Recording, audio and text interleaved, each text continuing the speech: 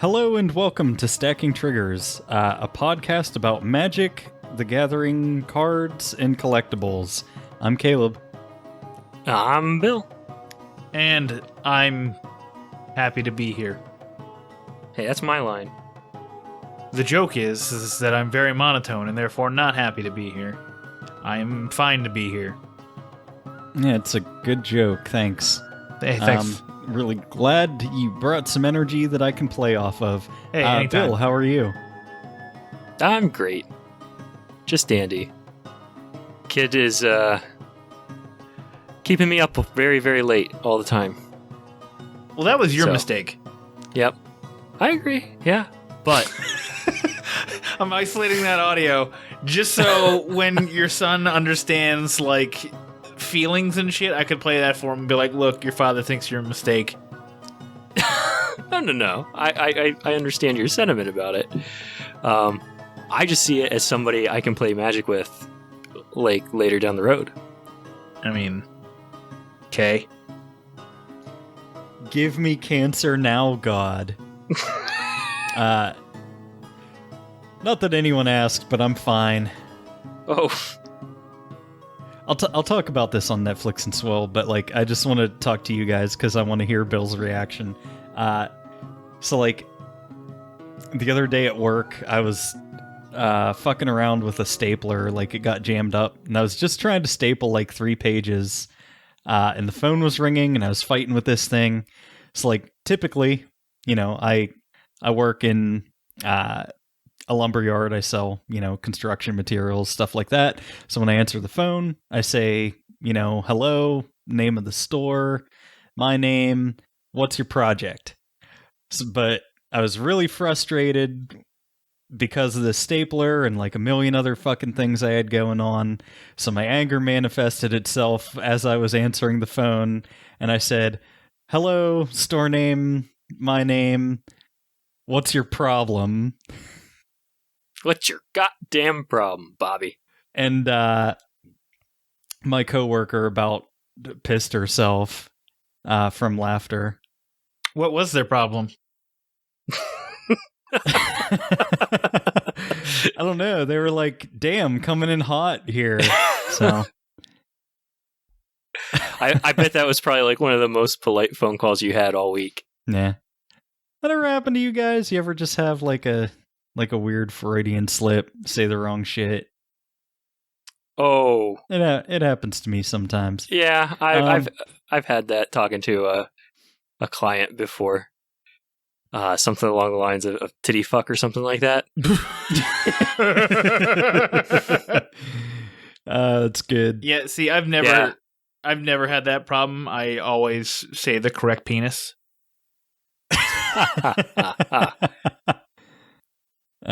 That's very good. That's a solid comedy joke. I don't know, later on same day a fucking bird got in the store somehow. And like I was chasing it around and finally caught this bird, and I don't know, it like it landed on one of our signs that hangs above like one of the aisles. And I was like, get out of here, bird, and I threw like a glove at it that was sitting on the counter and like totally failed to scare the bird out of the store, but like hit the sign, which just like exploded everywhere, and I had to climb up on a ladder and put it back together. Oh no. You're just having one of those days. Oh god. It was just like, man, I need to just fucking dial it back because I've got the weirdest fucking energy today. Oh man. That sounds like a fun day. Does the bird still live in the store? Is it your mascot? No, I caught it. I gently but firmly grasped it and carried it outside and set it free. Well, I'm proud of you. Sometimes when I'm dealing with my areas, it feels like they're baby birds that have no idea what they're fucking doing and are going to die of exposure if they don't figure it out. And I'm like the mama penguin just being like, no, live, damn you. I don't know. And then today I had to get the radio in my vehicle replaced because it's been broken for like a year, and I've going to North Carolina in like 10 days. So I have to have something to listen to for 10 hours. Otherwise, you'll be able to hear your wife. Yeah, for real. She'll never listen to this show, so it's fine to make fun of her, I guess. I don't know. But yeah, got that fixed. Radio works great. Dude who installed it was pretty racist. So, you take the good, you take the bad, you mix it up, and there you have the opening to this podcast. What is this podcast again? Let's talk about some things. So spoiler season is upon us once again for not one but two sets. That's correct. Actually, what's the second set? So we have a standard legal set and we have the Masters set for the year. So which one do you want to talk about first? Well, Masters, because I know more about that. Okay. So yeah, let's talk about Modern Horizons 2. I'm a big dummy. Can you explain the difference between a Masters and a Standards? Masters is a reprint set that is designed to be drafted and played and reprint cards that are staples to various formats, and standard sets are standard legal. Got it. Literally, you play it in standard. The standard format. It's a format for standard play. And standard format being the format in which contains like the 2 years, like the most recent 2 years sets.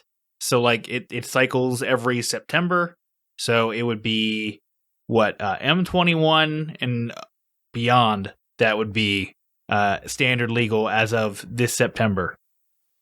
No, M21 won't be legal anymore as of the release of the Innistrad set. Oh, am I stupid? I'm stupid. Don't listen to me. So the current rotation, like the current standard, will include Throne of Eldraine, Ikoria, Theros, Bed Bath and Beyond, M21, Zendikar Rising, Kaldheim, Strixhaven, and D&D Adventures in the Forgotten Realms.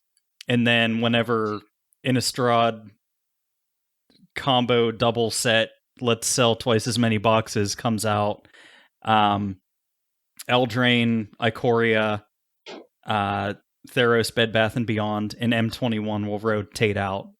So then, like, starting with Zendikar Rising, we'll have, like, that'll be the new start of standard. And then a year later, that'll rotate out. See, I always thought the core sets marked the beginning of standard and not, like, the end of standard. Well, it would be nice if it did that, but no, that's not actually how it works. That's so stupid. The fall set is the beginning. I'm not gonna lie, I'm kind of glad that Eldraine's going out. Yeah, because it's just like crazy power level, way over higher than anything else. So I can't wait till D&D comes out and it's disgustingly super high power level, and then we can complain about it for 2 years. and like 30% of the cards in the set are banned before release because they're overperforming on Arena. That's crazy. You remember when Omnath got banned before Zendikar Rising was released? No. Pepperidge Farm remembers. No. Remember that 2 players really only started caring about Magic the Gathering, this year. After Kaldheim released. Yeah. I finally got my talons in you. Let's talk about Modern Horizons 2. So this is the Masters set for the year. It's reprints, it's a draft set, and it's meant to support the modern format. The first Modern Horizons was a big commercial success, so let's do another one. Modern Horizons 2, Electric Boogaloo. 2 modern, 2 Horizons. Yes. So first and most importantly, fucking finally, we're getting reprints of all of the enemy colored fetch lands. So Arid Mesa, Marsh Flats, Misty Rainforest, Scalding Tarn, and Verdant Catacombs. Which I think the only one that I own is Verdant Catacombs, because I have the Zendikar Rising Expedition of it. But the most exciting thing about this for me is that they revealed not one but two special alternate art versions of them, because there will be the standard version. There's they're bringing back the time shifted frames, so there's a time shifted version of them, and then there's extended art versions of them, which means the standard ones will be cheap and plentiful. So finally I'll be able to get a whole playset of Scalding Tarns for probably like $20. Hooray! This is, I mean, it makes sense, the enemy lands that they printed, because, Strixhaven is basically an enemy land set, and so this helps, anybody who jumped on with Strixhaven, especially, like, the Strixhaven color commanders, this helps them. Yeah, you can use them to upgrade your Commander 21 set decks. Which I still just don't really like the idea that like the yearly Commander product is tied to a plane now, but it is what it is. I don't know. The Strixhaven ones seem a lot better. The Ikoria ones were not great. I'll take your word for it. Yes. I don't know. Bill's Humans deck that he was playing is one of the Ikoria ones. Oh. As is the deck that I'll probably play tonight, because I've been feeling like playing the Mutate deck. I kind of enjoyed the Humans deck. It's fun. I don't know. It just... I feel like it's lacking. You're right. It does feel like it's lacking. It is fun. It's just that like having them tied to a single plane limits the design space that they can kind of play in. It feels forced. I see.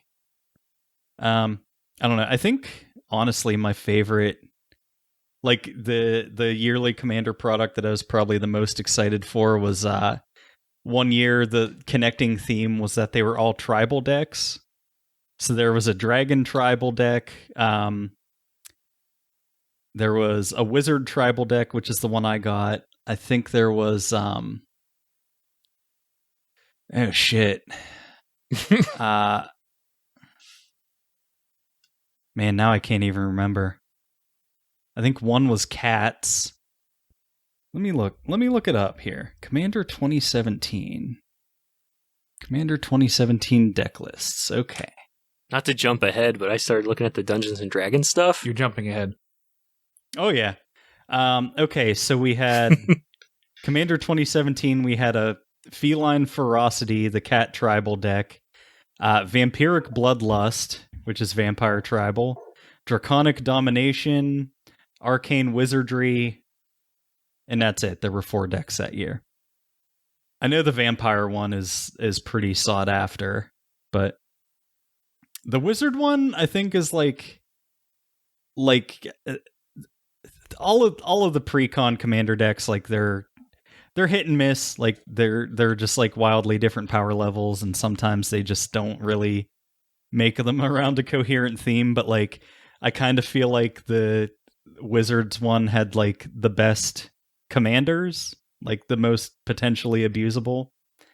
Now I also remember the other gimmick for that year was all of the commanders, like the main commanders for the decks, had a keyword called Eminence, which gave them ability that took effect while they were in the command zone.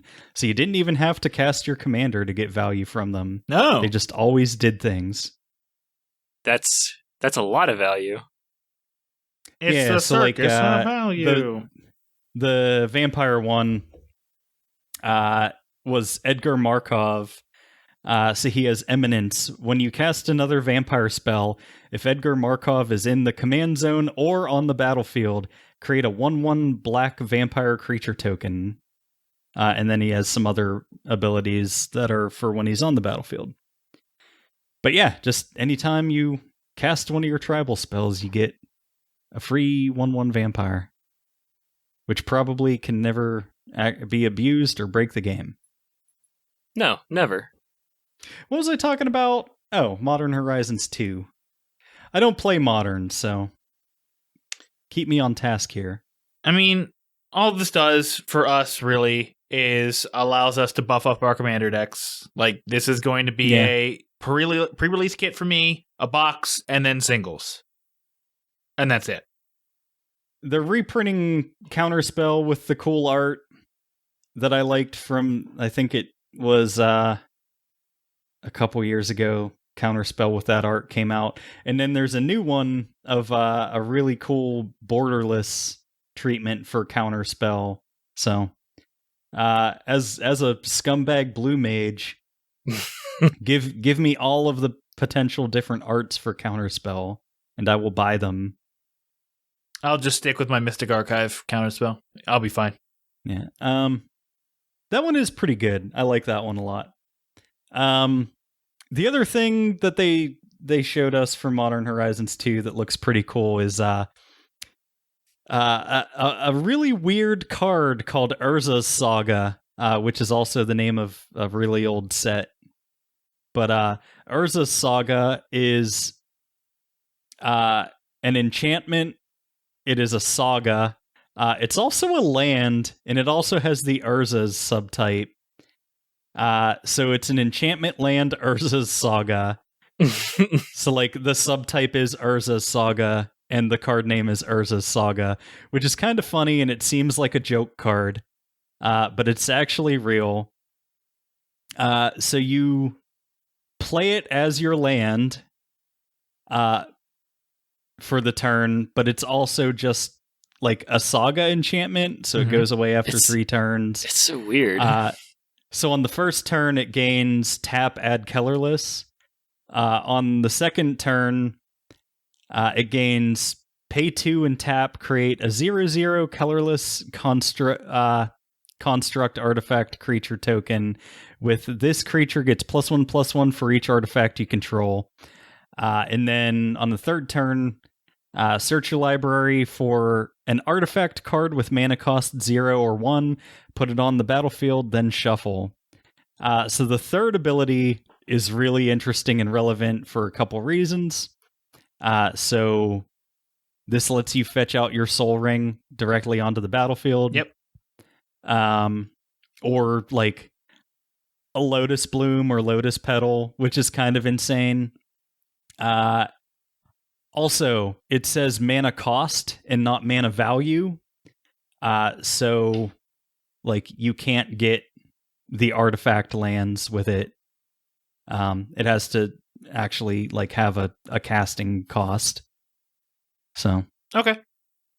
So it has to be a spell. It can't be like there was a cycle of artifact lands, which like was also something that they fucked up on and will never do again. Cause like,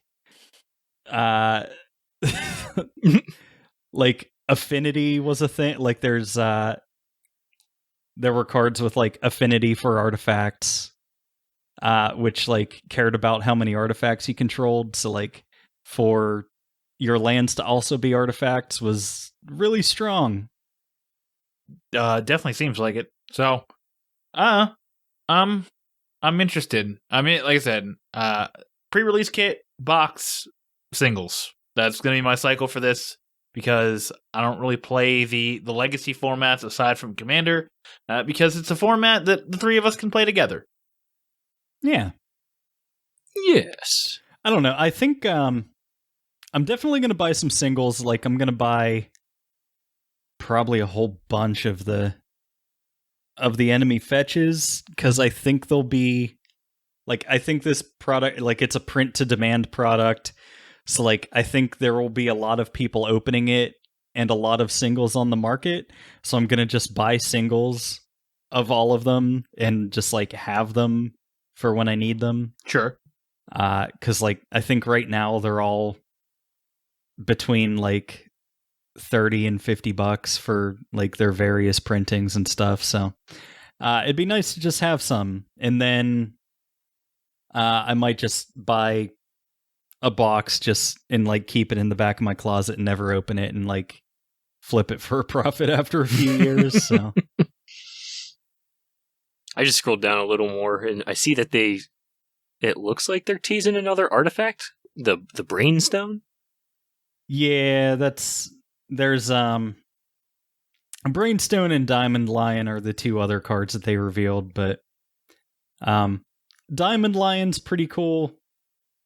Brainstone's neat, so yeah, I don't know. Those didn't rustle my jimmies too much. No. I was curious if there has been a change in the price of any of the enemy fetch lands yet.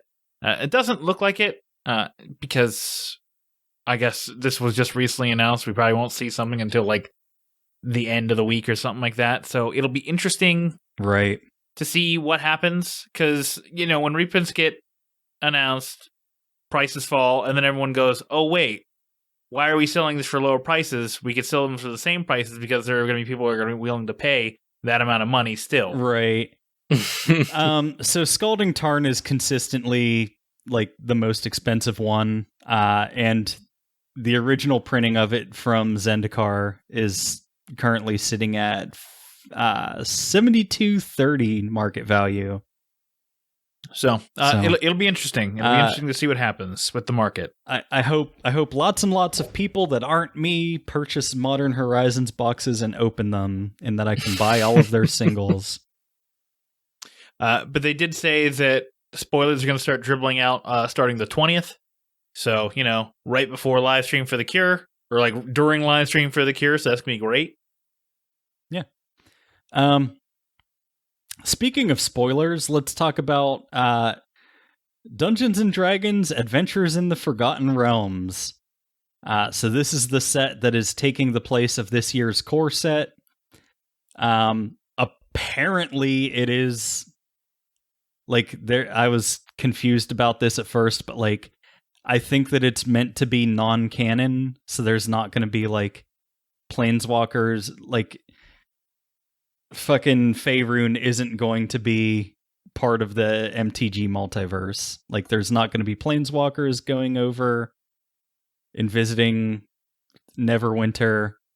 Like it is standard legal, but it's off in its own space, like story-wise, I guess. Mm-hmm. I don't know. It's weird, and I'm having an existential crisis about it. But we got some spoiler cards from that, so let's talk about that. Did you pull up a list of them, or you want me to just talk about it? I'm looking through the Twitter ones, and I'm just looking at the art for the okay. What is it called? The Beholder. So first of all is Tiamat, which is 2 and Wooburg, for a legendary creature dragon god, 7/7. Mm-hmm. It actually is a dragon god. Suck it, Bolus. So it's a 7/7 with flying, and when it enters the battlefield, if you cast it, so you can't cheat it onto the battlefield and get the ability or flicker it or anything. Mm-hmm. Search your library for up to 5 dragon cards not named Tiamat that each have different names. Reveal them, put them into your hand, then shuffle. Oh my god. Then we got the Vorpal Sword, which is a really cool item in D&D that's based on the item of the same name mm-hmm. in Alice in Wonderland. So it's an equipment. Equipped creature gets +2/+0 and has Death Touch. And then you can pay 5 black until end of turn. Vorpal Sword gains. Whenever equipped creature deals combat damage to a player, that player loses the game. Oh man. Yep, that one's you can't let that one hit the board. You just can't. Well, there's what the fuck? There's another artifact, or there's another equipment that's like that. I forget what it is, but like that's not a unique thing in the game, but like it's actually, it seems like they intentionally tried to power it down, so like you have to pay 8 mana into it to give it that ability, which like keeps you from doing shenanigans, but also Rogue's Passage exists. So if you are playing Commander and just have 12 mana, you can just take somebody out of the game. Right. And Access Tunnel, too, out of Strixhaven. It's like or Whisper Silk Cloak, or Aqueous Form, like whatever. Any kind of evasion. Whatever makes stuff unblockable. Voltron deck staple. Yeah, actually. I kind of agree with that. No, like this definitely is going in my Yargle deck. Okay, then we got Portable Hole. So a lot of stuff named after D&D items. AKA Pocket Pussy. Yeah, it is. It is kind of. Portable Hole is 1 white for an artifact. When Portable Hole enters the battlefield, exile target non-land permanent an opponent controls with mana value 2 or less until Portable Hole leaves the battlefield. So it's a cheaper, less powerful glass casket. Yeah. Yeah, that's weird. Power word kill is 1 and a black for an instant. Destroy target non-angel, non-demon, non-devil, non-dragon creature. I mean, okay. Like it's less, like more specific Doomblade, I guess. That's also cheaper. Yeah. Let's see. Prosperous Innkeeper. 1 and a green for a creature, halfling citizen. Which I don't think either of those creature types have been anything before, so that's neat, I guess. When Prosperous Innkeeper enters the battlefield, create a treasure token. When another creature enters the battlefield under your control, you gain 1 life. It's kind of neat. That is going in my Golgari life gain with Dina. Yeah, there you go. And then the only other thing besides like some variants of cards that I've already talked about, they revealed the basic lands for the set, which are interesting because they all have flavor text on them, and it's all like shit that your DM would say. So like, for instance, the forest says, before the Elf Queen will aid you, you must find a way to cure the strange rot afflicting the roots of the ancient trees. So, here's the question. Do you pay $30 for 5 lands with flavor text on them? Or do you just buy this set and get lands for free with flavor text on them? And art. I wasn't sure how I was going to feel about this set, but just having seen the basic lands, I know I'm going to, at the very least, try to buy a bunch of the basic lands specifically. Yeah, because those are super cool. And like all of the art form is pretty cool. Like the plains and the swamp, like both kind of look like they're in the Underdark, maybe.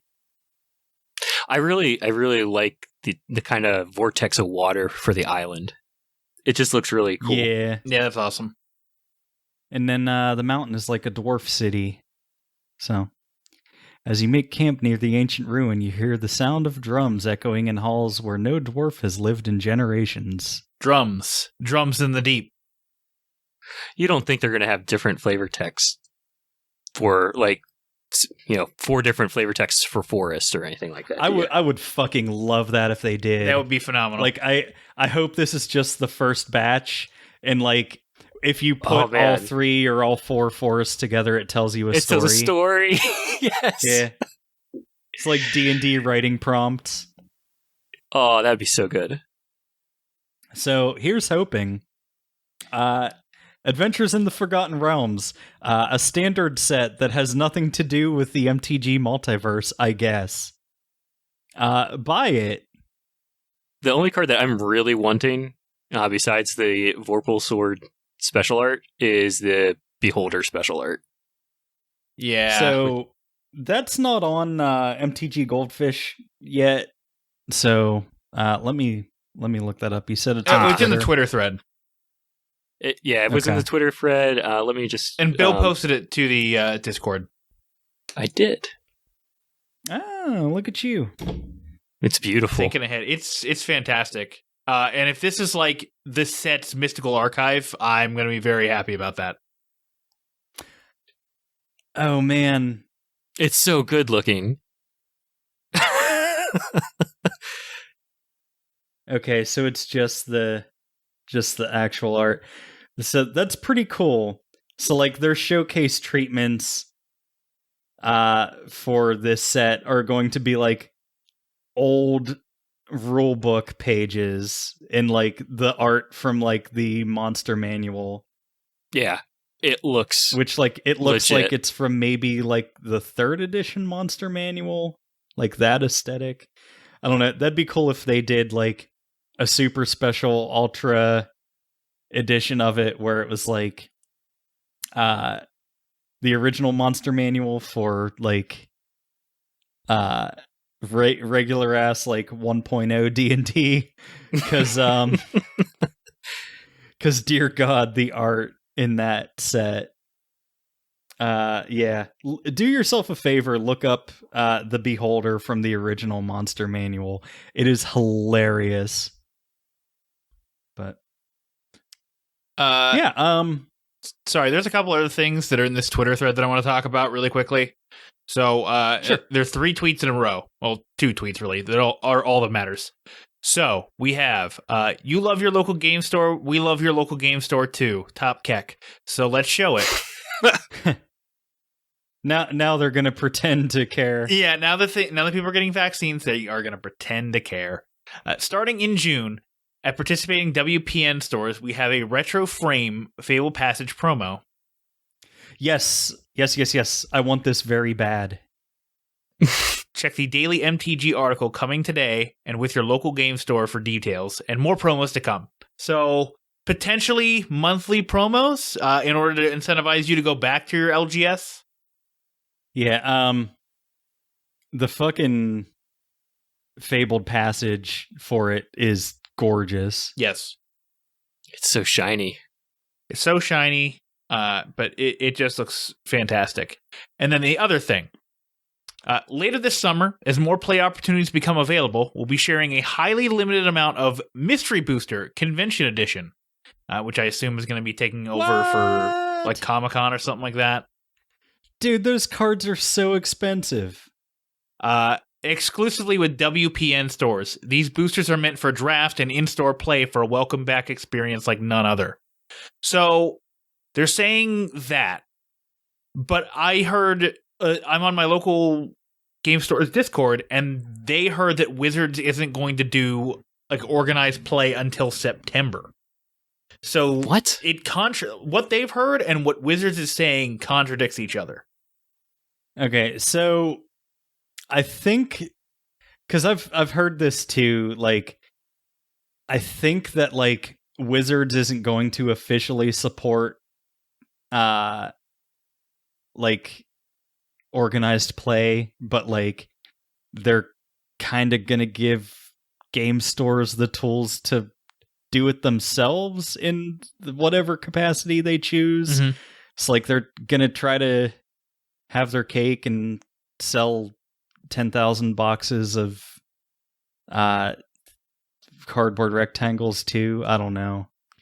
And that's the thing is like my state still isn't allowing large groups to open. Like, so even if Wizards does this, like my state currently still will not allow me to do any of the in-store event stuff.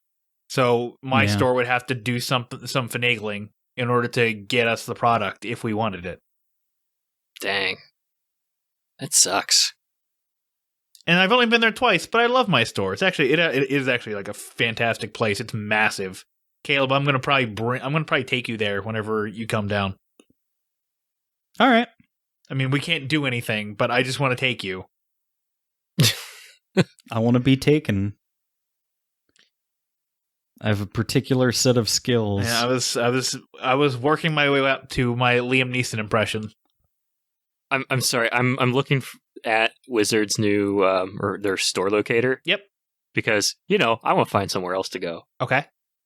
And I found a place called the Mana Bar, and I'm just like, that's a clever name. What? Okay. So flashback time to college time. Wasn't that what Dudley wanted to call his bar that he eventually opened up? Oh shoot! I think you're right. Fucking Dudley. I forgot about that. That fucking crazy person. He's a crazy person, but he made some very, very delicious mixed drinks for nerds.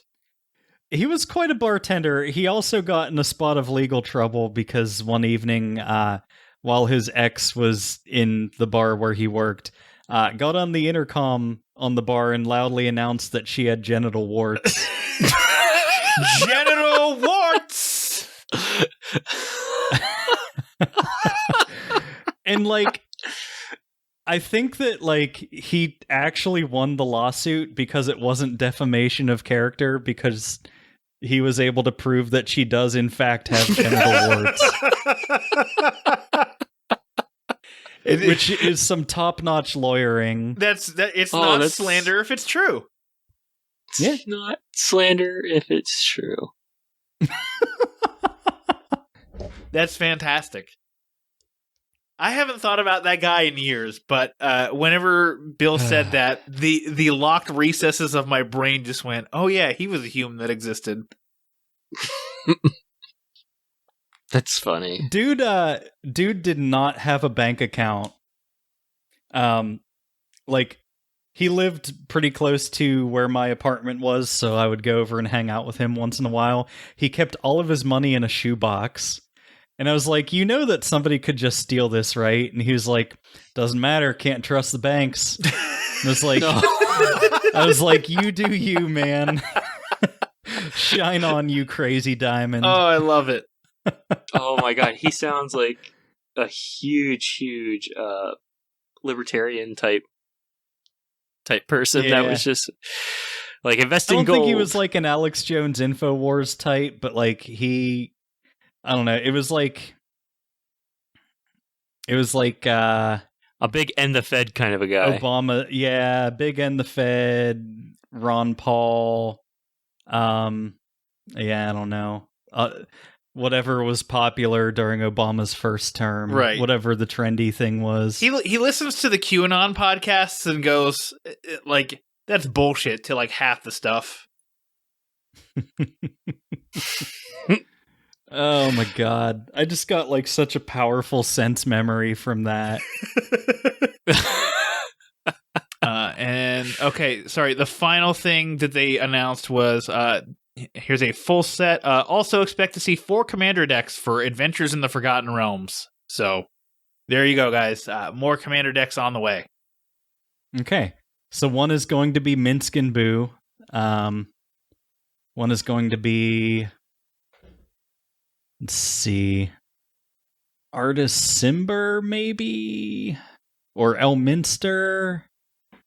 Or maybe Volo? I don't know. I guess we'll see. I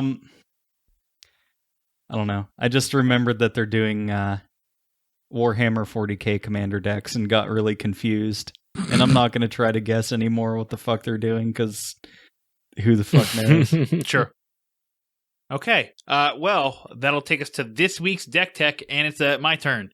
So, I have started to brew my own commander decks. And this is the first one that I really came up with, because as soon as I saw my little elephant boy, Quintorius, I went, oh, he seems neat. I want to try him out. I really like Quintorius a lot. I wish he wasn't whenever it's whenever one or more, which means, it's anytime cards leave, cards leave. So you can't break it. It's not like, hey, you can recur infinitely and then you get infinite tokens. It's you can recur infinitely and get 1 token, which kind of sucks.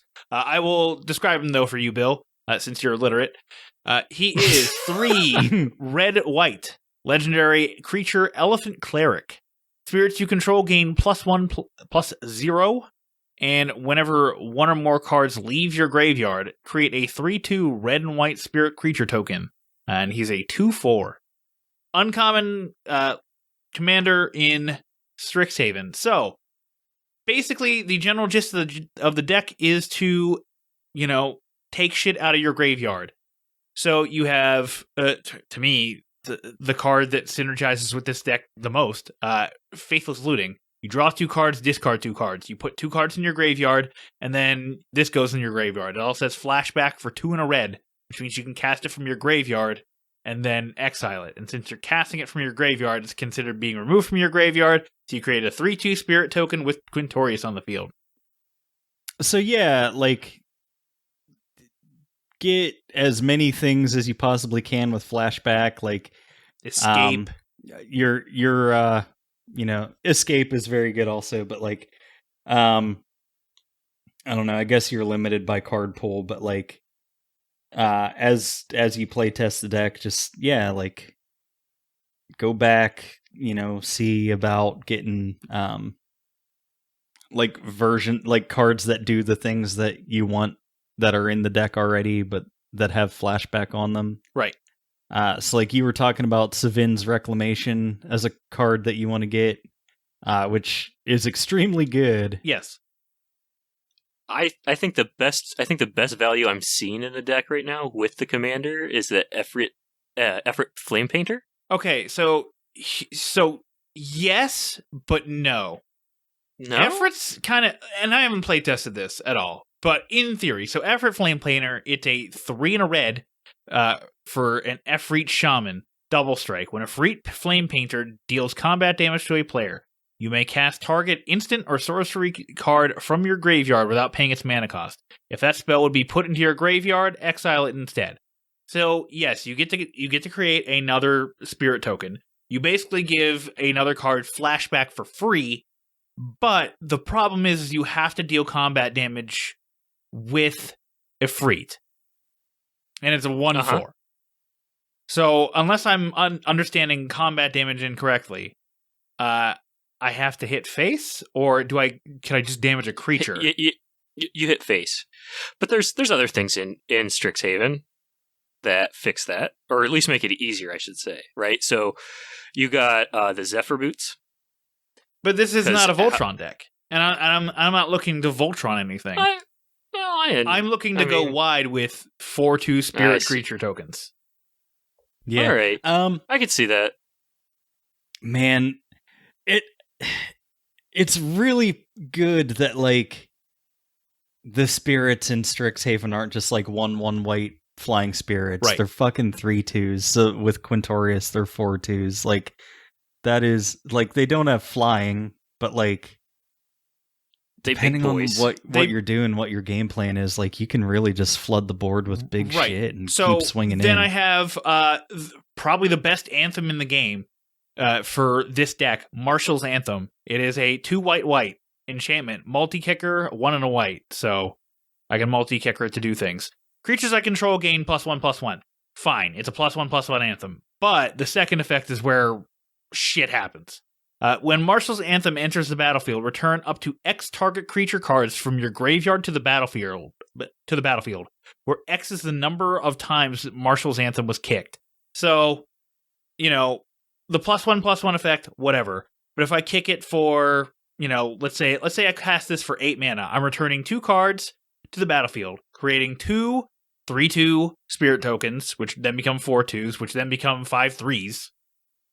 That card is extremely good for what this deck wants to do. So I don't know if you want to go this route, but if you wanted to, and if you have $50 to spend on one card, I think that one of the best possible things to put in this deck would be Crucible of Worlds. Which is 3 mana for an artifact that says you may play land cards from your graveyard. So any fetch, you can play it and then crack it to get a land, and then it goes back to the graveyard, and then your next turn you play the same fetch land, bring another land out, and you just do it over and over, and every turn. That's pretty good. That's a really good idea, That's actually. pretty good. I like that. Or anything else that like lets you play lands from your graveyard would be extremely good. Right. So Bill, you brought up Strict Proctor. So it's a spirit cleric. So because Quintorius gives my spirits +1/+0, it then becomes a 2/3. So it's like a spirit tribally kind of deck almost, but not really. But it's 1 and a white for a spirit cleric flying. Whenever permanent entering the battlefield causes a triggered ability to trigger, counter that ability unless its controller pays 2. So it helps you against ETBs or enter the battlefield effects, and especially against flicker decks. I see you got your buddy old Sun Titan in there. Sun Titan is extremely good in this deck too. Just insane value off of, it's a 6/6 for 6, and then has vigilance, and you then return it also a card. gives you another spirit. Yeah. Also, Gift of Immortality would be a good add. 2 and a white for an enchantment aura. Enchant creature. When enchanted creature dies, return that card to the battlefield under its owner's control. So it goes to the graveyard, it leaves, goes back to the battlefield, and makes you a spirit. And then return Gift of Immortality to the battlefield attached to that creature at the beginning of the next end step. So basically with Gift of Immortality, you have to kill something twice to actually remove it. But this is great because if you have Quintorius out and like one of your other creatures dies, it comes back, makes a spirit, and then Gift of Immortality comes back at your end step, makes a spirit. Right. Let me see. There was one other card I wanted to talk about. Let me flip through it. I mean, Mizzix's Mastery is kind of stupid because it's Mizzix's Mastery. Yeah, that's just like an I win button. Right. And it's nice to have that kind of card where I can just be like, okay, I have, well, I don't know. I think good value for Mizzix's Mastery is like 5 or 6 instant or sorcery spells, really. So, Bill, what it does is it's a 3 and a red for a sorcery. Exile target card that's an instant or sorcery from your graveyard. For each card exiled this way, copy it. And you may cast the copy without paying its mana cost. Exile Mizzix's Mastery. But it has an overload cost where it's 5, red, and I turn target. I change the text target to each. So that means every card in my graveyard, I can then, like every instant sorcery in my graveyard, I can recast. Yeah. And this combos with, where is she? Bergie, God of Storytelling. Whenever I cast a spell, add a red. Until end of turn, you don't lose this mana as steps and phases end. She's a 2 and a red for a 3/3. So, like, she's already a good generic creature, and then does that. So, yeah, in theory, magical Christmas land shit, but also, like, I feel like in theory, in my mind, I have enough card draw in this deck and enough cycling with this deck that I can, get to a lot of these pieces relatively quickly. I mean, if you resolve Mizzix's Mastery and you don't just win the game, like, first of all, something went wrong, but like, I don't know, like the gaining mana from Bergie for that like seems superfluous. I mean, yeah, but also like Bergie, like it's not even just for Mizzix's Mastery; it's for really anything.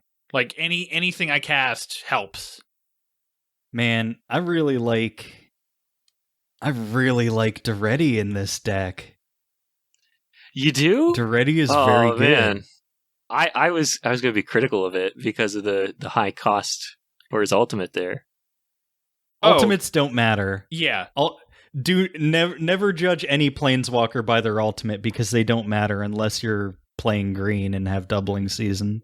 Oh shit! Okay, I didn't read fully on the -2. Yeah, the -2 is where it's at. Like the +2 also very good. You discard up to 2 cards and then draw that many. Like that helps you cycle. Yeah, and it lets you rummage. Yeah, and then you sacrifice an artifact. If you do, target a non-artifact or target an artifact card, and then put it onto the battlefield. So you can just cycle a bunch of like sack artifacts. So like Chromatic Star, for instance, like anytime that hits the battlefield, I draw a card, so I can sack Chromatic Star, pull something else out. I'm not sure. I'm not really sure what. I guess like Cursed Mirror wouldn't be that bad, because as Cursed Mirror enters the battlefield, I may have it become a copy of any creature on the battlefield until end of turn.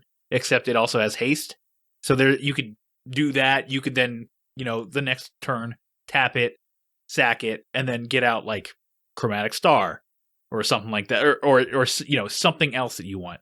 And then like the final artifact that really helps this deck go off is Obelisk of Erd.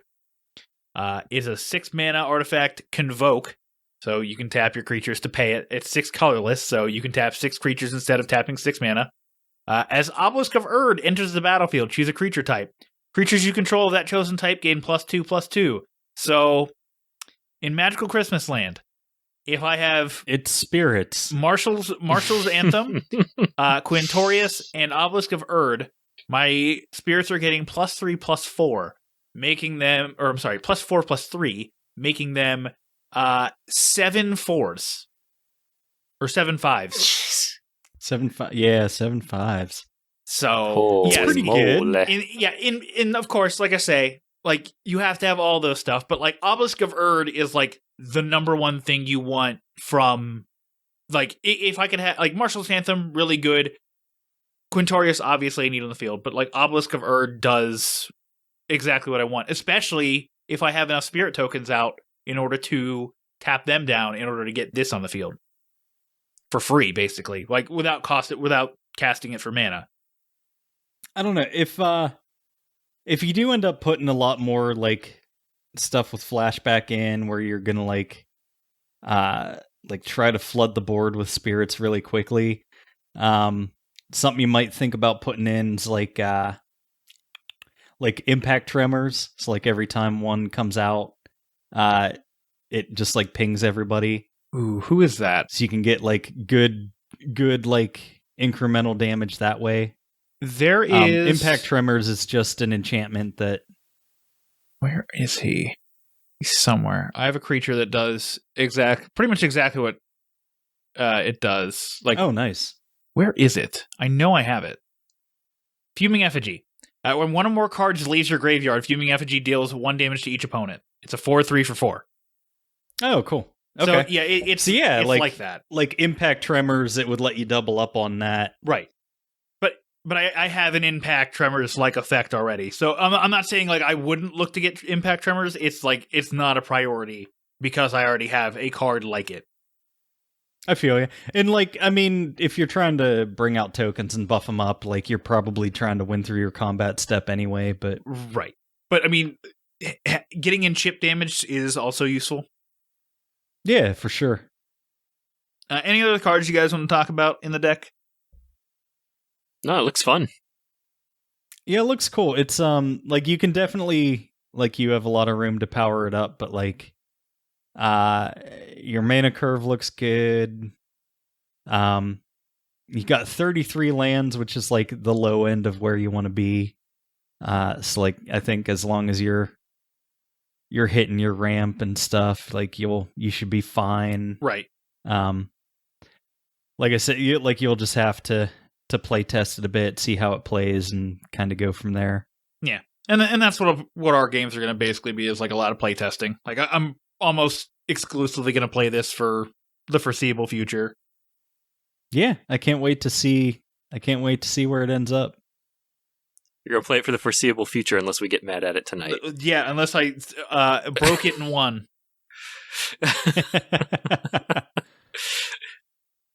In which case, you should all worship me as your god. But yeah, as I call it in our tapped out link, nobody's ever really gone. Oh, don't go down that road. Because spirits. I appreciate it. I appreciate it. I'm really making fun of the fact that nobody's ever really gone in Star Wars.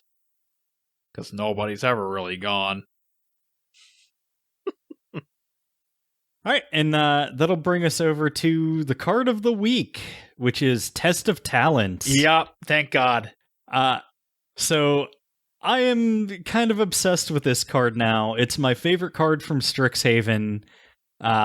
As I slowly begin to actually look at cards from the set and see what they do. So Test of Talents is 1 and a blue for an instant. It is uncommon. Only 35 cents right now on Card Kingdom, so buy a couple play sets. It says, counter target instant or sorcery spell. Search its controller's graveyard, hand, and library for any number of cards with the same name as that spell and exile them. That player shuffles, then draws a card for each card exiled from their hand this way. So, this completely shuts down the Dragon's Approach deck by exiling 30 cards out of their deck. Yep. But more importantly, this totally shuts down the Tybalt Jank deck. Yep. It totally shuts down the Ultimatum, Emergent Ultimatum deck. So the way this actually works is you counter the spell goes to the graveyard, and then you search the graveyard, hand, or library. So you exile, you basically forbid one of your opponent's cards from being played for the rest of the game. Right. And if you're hitting a win condition, say you're playing the cycling deck and you hit the Zenith Flare. You hit their Zenith Flare and then their deck just doesn't function. Right. I love this. It's my very special boy. It's so mean-spirited, and that's my favorite thing about playing Blue Magic. I mean, the one thing it doesn't hit that I feel like it, probably quote unquote needs to hit is Embercleave, because Embercleave is an artifact or an equipment, and right, that sucks. But I mean, if you're playing blue, you're playing more counter spells than just this. Yeah. So you can still hit Embercleave with Saw It Coming or whatever, but just being able to hit instants and sorceries with this is pretty good. At its baseline, it's just a strictly better version of Negate. At its top end, it completely removes your opponent's ability to win the game. So that's very good. And I'm just waiting for whenever two blue decks play each other, and someone casts this as in response to something, and then their opponent casts it in response to this, and then it's just well, that's a yikes. Yeah. Yeah. The talents have been tested. I also just like it because it lets you go through your opponent's deck. You search their graveyard, hand, and library, so you get to see everything that's in their deck. You get to see everything that's in their hand. And, knowledge is power, and, I don't know, I hate it when my Schwartz gets twisted.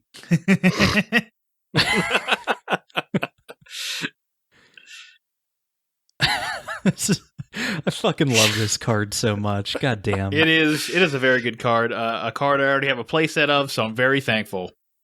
Yeah, I had a really stupid idea of, since it's an uncommon and fairly cheap, attempting a buyout of it.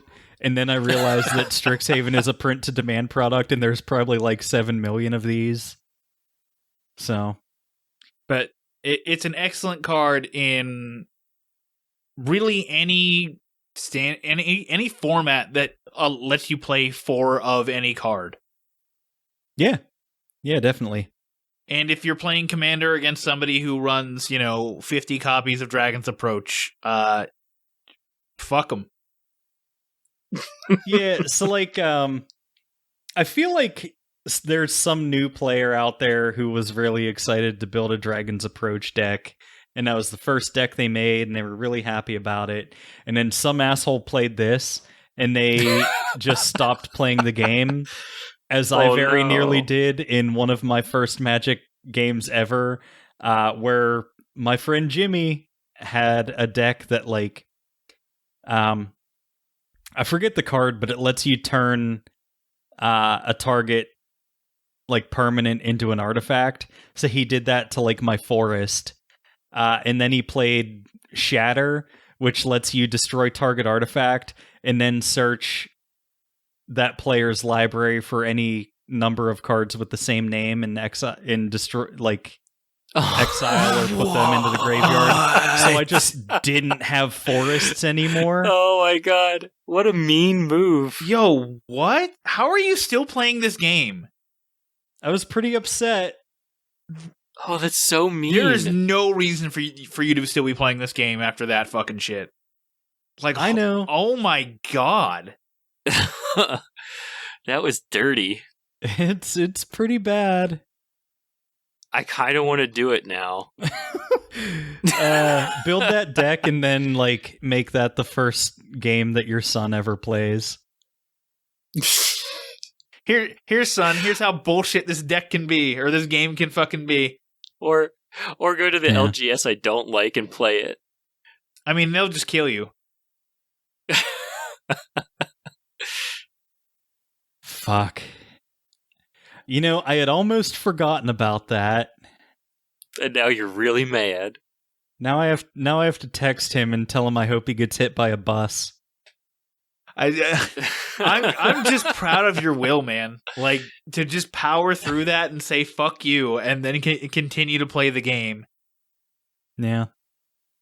I was like, man, I don't know. My friend bought me the deck builder toolkit to try to get me into the game, and then I fucking built a Golgari Death Touch deck because I thought that Death Touch was a neat keyword. And then that happened to me, and I was like, well, I guess I won't play this game. Yeah, it's true. I was like, I purchased 3 booster packs of Battle for Zendikar, and what is this? What is this? I mean, that's just bad introduction to the game, man. There's just nothing else to say. You don't do that to somebody you're trying to get to play the game. You build them up to that. Eventually, if you were getting too big for your britches, being you won a few games in a row, and all of a sudden you're just I'm the greatest fucking player ever. Let's go to fucking Worlds, and he's like, all right, bitch, let me show you something, and then ruins your whole life. Then yes, okay, understandable. I'm about to end this man's whole career. Now you have me looking for deck builder toolkits. Yeah, that's a product that used to exist. It was the Magic Origins deck builder toolkit. The reason I'm looking is just because it's chock full of lands, basic lands. Sure. Yeah, that's true. I was gonna say, buy the bundle. You don't need it because you already have a good amount of cards. You have a whole bulk set that you bought and probably still haven't finished going through yet. Oh no, I am almost finished going through Black. Almost. Well, okay. So you told us what your most expensive card is. Has that really changed? You found a Wayfarer's Bauble. Is it still your most expensive card? Let me double check with the changing prices and all. Dark Deal is now my most expensive card at $4.81. Damn. It's a Fate Reforged card, and not only do I have 1, but I have 5. Damn! Mr. Circus of Values. I liked Fate Reforged. That is $10 less than what I paid for the box. And then I'm sure you've made it up in other $2 and up cards. What are your other $2 and up cards? I'm just curious. $2 and up cards. It's the Dark Deal. There's that Wayfarer's Bauble. Am I pronouncing that right? Bauble? Okay. And then Wall of Denial. That's it. That's the 3 cards. Oh, okay. So even so, that's not that bad. That's more value than I thought you were ever going to get out of that bulk set. Yeah, the next one down is $1.33, which is Swarm of Rats, 8th edition. Swarm of Rats is just a fun little card. Swarm of Rats' power is equal to the number of rats you control. Okay, cool. Yeah, total value right now is $181 with 1,500 cards. Jesus Christ. But that's if I get everything at market price. But I'm also not going to be selling everything. That's what it was. I've been looking for what the card was that did that. It's not Shatter is just 1 in a red, destroy target artifact. Splinter is 2 green for a sorcery. Exile target artifact. Search its controller's graveyard, hand, and library for all cards with the same name as that artifact and exile them. Then that player shuffles. So it won't destroy the ones that you have on the battlefield, except for the one that is getting destroyed. But yeah, it's bullshit. And don't do this. Do not do this thing. Do not do this thing to a beginner player that you're trying to give an addiction to.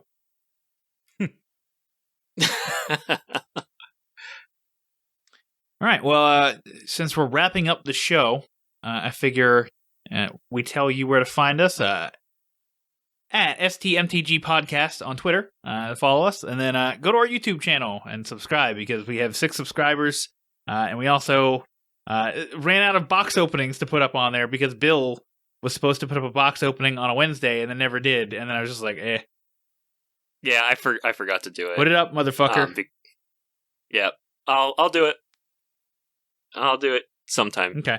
This week. Yeah, do those 2 things. We love you. Also, if you listen to this podcast and you don't listen to Netflix and Swill, do that. Listen to Netflix and Swill. And also check us out during live stream for The Cure on May 21st, where we talk about the Turkish-Polish movie 365 Days, or 50 Shades of Grey for people in Europe. Oh, that was the other part of the combo was liquid metal coating. It's 2 for an artifact. Tap, target permanent becomes an artifact in addition to its other types until end of turn. So liquid metal coating and then Splinter will ruin somebody's life, dreams, and happiness. Yes. I wish that I'm sorry that happened to you. I just want to be dead. Well, there's one way you can do that. This is the perfect setup. Bill could not have set you up any better. If only better. I had something to respond to. But that was the setup. That was the setup. Bill like fucking could not have like you're like fucking Rudy and the whole team is blocking for you and Bill's just like, here you go, kid, and all you have to do is catch the ball.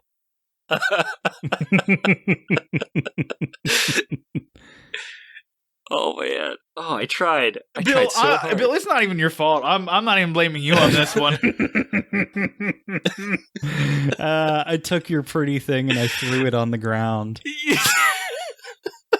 You did, you bastard!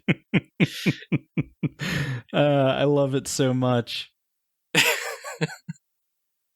In response, Caleb bolts himself.